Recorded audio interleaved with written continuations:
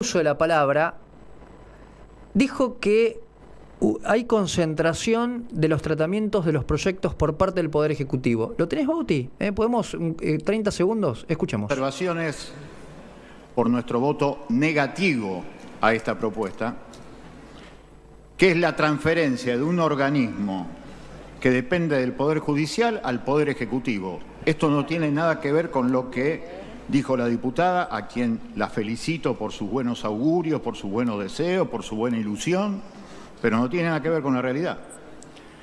Esto es la transferencia de un organismo del Poder Judicial al Poder Ejecutivo, con lo cual empezamos a transitar la preocupante tendencia de concentración de poder cada vez mayor en el Poder Ejecutivo. Y esto indispensablemente hay que resaltarlo. Estamos muy preocupados por una sumatoria de poder que cada vez se hace más grande en el Poder Ejecutivo de la provincia de Santa Fe. Y este es un elemento más en ese sentido. Las otras dos observaciones que indispensablemente hay que hacer, porque tiene que ver con el Poder Legislativo, con lo que nosotros deberíamos hacer, es lo que está pasando en esta legislatura, con un trabajo en comisiones en donde únicamente se tratan los proyectos de ley que envía el Ejecutivo.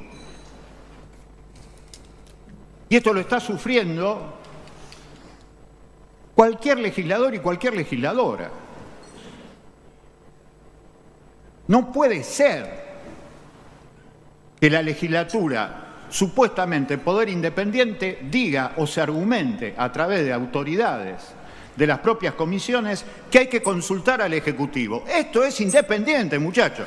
Bueno, fuerte. Carlos Del Frade, diputado provincial, está en línea con nosotros. ¿Qué dice Carlos? Buen día. Martín Esperati aquí en Rec Vorterix. ¿Cómo le va? ¿Cómo anda? Martín, un gustazo. Desde Reconquista, un abrazo muy grande. Bueno, allí viajando, recorriendo la provincia, como siempre. Sí, por Vicentín, que hoy se estrena la película acá y vamos a ver cómo reacciona la gente acá. Bueno, precisamente es uno de los temas a dialogar. Pero me llamó la atención el uso de la palabra ayer en la Cámara Baja. ¿Me puede ampliar un poquito más, diputado? ¿Sobre cuál de los temas? Sobre el tema de esta posibilidad del trabajo en comisiones, donde avanzan todos los proyectos. Sí. Del Ejecutivo únicamente, sí, o de la gente vinculada al Ejecutivo. Eso es muy triste. Muy triste porque además te da mucha bronca, porque la verdad que nosotros laburamos muchísimo, tenemos cientos y cientos de proyectos, y nunca se da tratamiento a los proyectos de ley nuestros, siempre se dan proyectos, solamente salen los proyectos vinculados al Ejecutivo, y eso, insisto, me parece que está muy cerquita de una estafa a lo que la gente terminó votando en la representación legislativa. Me da mucha pena porque esto, más allá de que piensen lo contrario los oficialistas, le hace mal al oficialismo, porque la concentración de poder público es malo para el oficialismo. Y un tipo inteligente como es Puyaro lo debería saber. Por eso me preocupa mucho que solamente se traten los temas que habilita el Poder Ejecutivo. Pero y no los temas que hace años venimos disponiendo en la cuestión legislativa. Pero para entender un poquito más, Carlos, cuando se lleva un proyecto a comisiones, obviamente es democrático, se avanzará, hay voluntades, hay acuerdos, desacuerdos, como corresponde en un trabajo parlamentario, en un trabajo legislativo. En este caso, ¿ni siquiera le dan la posibilidad de tratamiento? El problema grande es que después de la pandemia, porque ayer me quedé pensando mucho cuándo le buscaría un origen a todo esto, con la pandemia empezó a usarse mucho la idea de que los asesores discutan en lugar de los diputados. Y eso es terrible, porque los que tenemos que discutir somos nosotros, lo tenemos que hacer en reuniones de comisiones, sobre todos los proyectos que están en la agenda. Después, claramente, lo que vos decís, Martín, tiene que ver con los números que en las comisiones también representan los números que se dan en el recinto. Hay una mayoría que termina imponiéndote una lógica. Pero llega un momento que claramente los representantes de otros partidos, incluso algunos de la intente que gobierna la provincia, están preocupados porque no le tratan sus propios proyectos. Y me parece que esto, insisto, le hace un flaco favor al oficialismo. lejos de beneficiarlo, para mí lo termina perjudicando. Parece más que, porque uno entiende, la gente en todo caso puso allí mayorías, pero pareciera ser una escribanía, ¿no? Por momentos. ¿Usted lo ve así? Sí. Yo lo he dicho varias veces. Ayer no lo dije, pero de hecho es una escribanía. Porque para colmo tienen mayoría en senadores, mayoría en diputados, entonces la cosa realmente se complica. Y para que la gente entienda, diputado, para que la gente entienda, ¿qué significa que sea una escribanía la legislatura? Que termine haciendo lo que le ordena el Poder Ejecutivo. No es un poder independiente, se termina subordinando políticamente a lo que quiere debatir el Poder Ejecutivo. Insisto, no me parece bueno. No me parece bueno ni siquiera para el gobierno, insisto. ¿Y por qué? Porque también termina, ¿no?, ese doble juego, ¿no?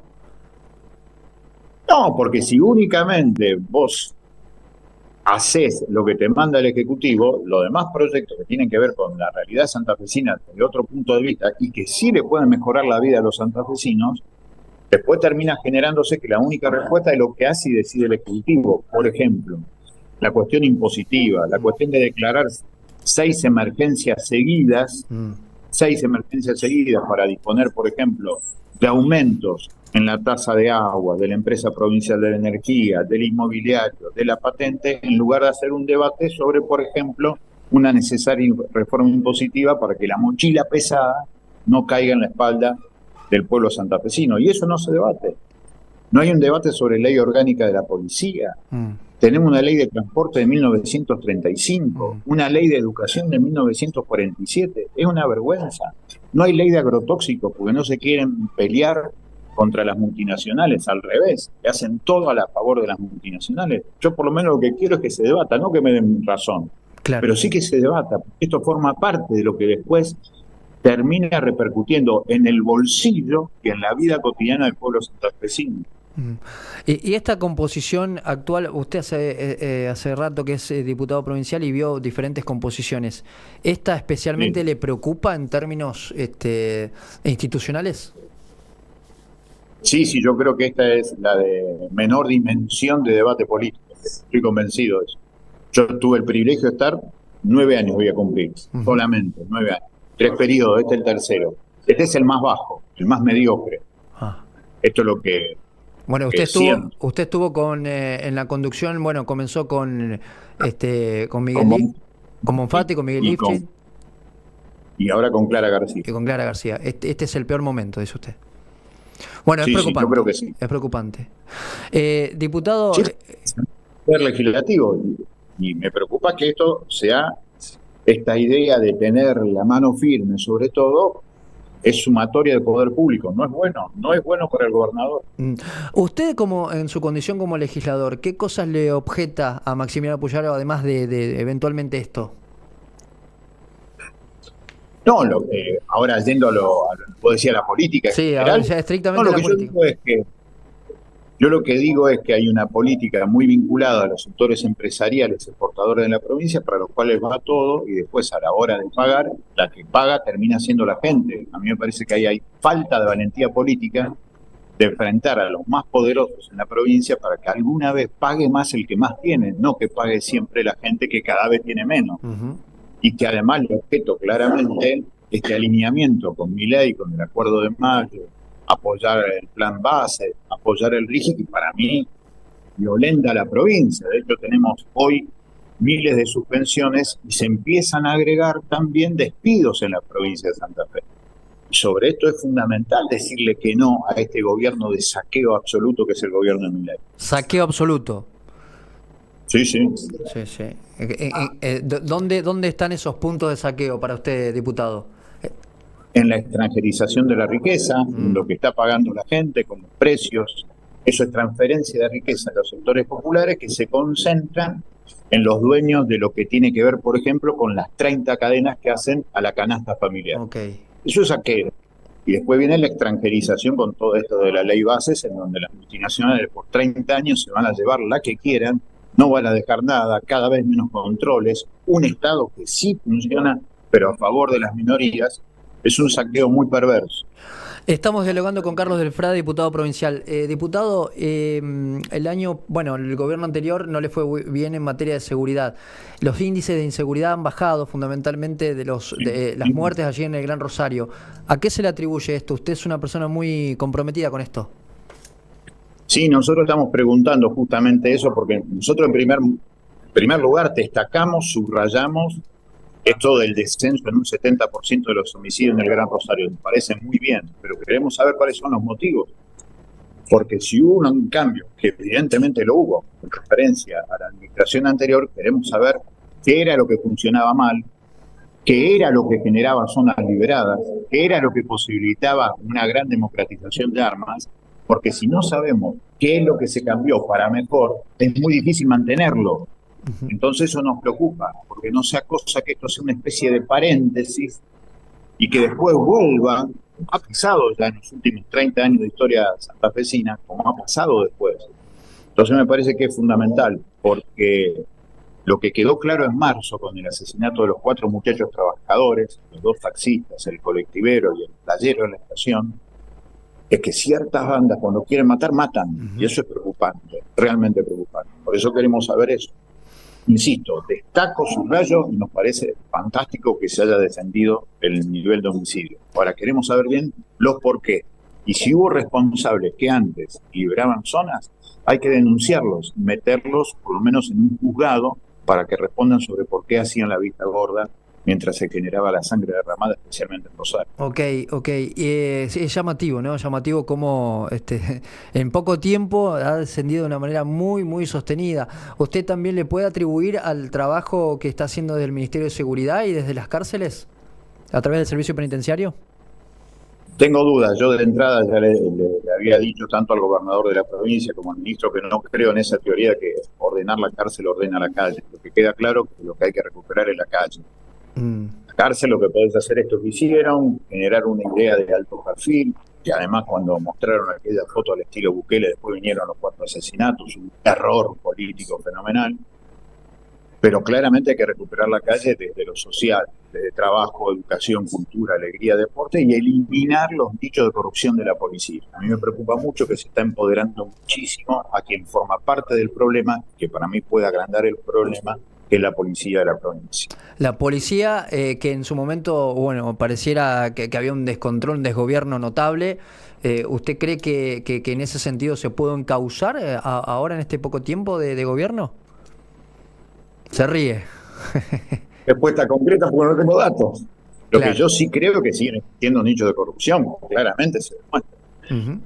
Yo he hecho un recorrido, ayer hicimos una manifestación en relación al asesinato de Bordaberry, pero ahí dijimos y aprovechamos que en lugares como en Puerto Gaboto, Andino, Timbúes y Barlucea, vos te encontrás con negocios ilegales vinculados a la falta de una presencia de un control inteligente sobre las grandes exportadoras y lo que pasa alrededor. Ese es un problema serio, porque si vos decís que combatir el narcotráfico, pero solamente llenar las cárceles de pobres, por arriba el flujo de dinero sigue. Y eso genera más violencia. A la larga genera más violencia. Okay. Sobre eso, poco y nada. Ok. El tema de Santa Fe, un poco lo hablamos, incluso tuve la oportunidad digamos, en noviembre del año pasado, cuando hablábamos con el señor Daniel Herbeta, entonces presidente de la Corte, hoy es uno de los cortesanos, y le preguntábamos respecto de los puertos privados que hay allí en Rosario, cuyos controles son casi nulos. ¿Se mejoró? Sí, ¿Se mejoró? los controles. No existen Hacen lo que controles. quieren ellos. Hacen lo que quieren ellos. Ellos te dan una declaración jurada y te dicen lo que importan y lo que exportan. Entre otras cosas, Terminal Puerto Rosario, todavía en manos de Vicentín, exportó en los últimos 6 años 4 toneladas de cocaína. Eso es tremendo. Y siguen manejando absolutamente todo, como si fuera, ayer lo decíamos en la legislatura, como si fueran un tercer Estado, por encima del Estado nacional, por encima del Estado provincial. Y sobre eso no hay la misma observación que hay en otros lugares, por eso me preocupa. Bueno, pero y el Estado no tiene que estar presente ante esa situación, porque si usted lo está marcando, digo... Debería estar, pero no está, porque hay una especie de mirada cómplice. Esto es lo que nosotros hablamos de nichos de corrupción, que es una idea de ficción de que está presente, cuando en realidad terminan haciendo, insisto, lo que quieren. Insisto, es un tercer estado. Del Frade, usted está en Reconquista, creo que el paradigma de la corrupción es Vicentín, ¿no? ¿Qué me puede decir al respecto?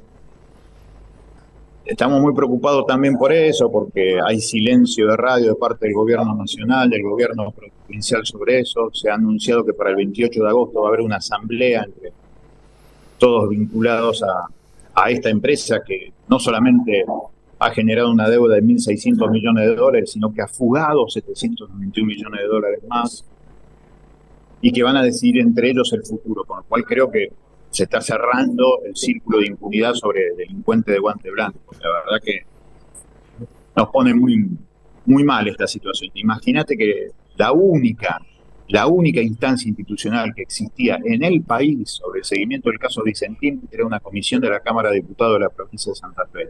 La cerraron, no quisieron ni hablar en esta nueva etapa del caso Vicentín. ¿Quién la cerró? Y es la mayor empresa de la provincia. Sí, la clausuraron, la cerraron. Yo incluso varias veces propuse que el propio Dionisio Escarpín sea el presidente de la comisión, que es un hombre vinculado a Vicentín. Que la maneje él, pero tiene que continuar. Es la mayor empresa de la provincia de Santa Fe.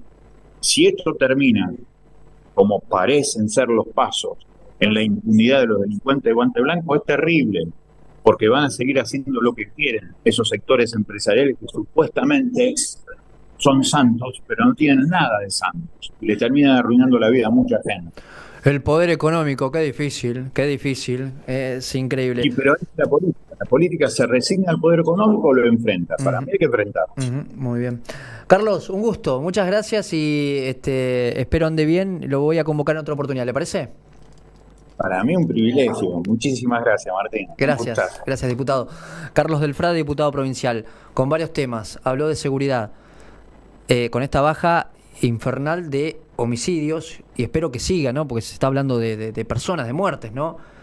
Y también preguntándose por qué de un momento a otro descendió tanto. Yo le podría adicionar como consecuencia de la gran operatividad de este gobierno o la gran negligencia del anterior, con connivencia incluida, podríamos decirlo, ¿no? Eso por un lado. Por otro lado, el trabajo legislativo que no da lugar a los proyectos que quieren imponer o impulsar las bancas de menor cantidad. En este caso se vota todo lo que dice el Poder Ejecutivo. Ahí podríamos debatir y decir, pero si hay mayoría oficialista, y bueno, van a salir todos los proyectos oficialistas. Carlos del Frade está diciendo, no, el juego es más peligroso porque se transforma en una escribanía. Y después el tema de los puertos del Gran Rosario, después el tema de Vicentín, ¿no? Que siempre el poder económico sale airioso de todo esto y terminan pagando quienes menos tienen. Bueno, me pareció interesante la charla con Carlos del Frade.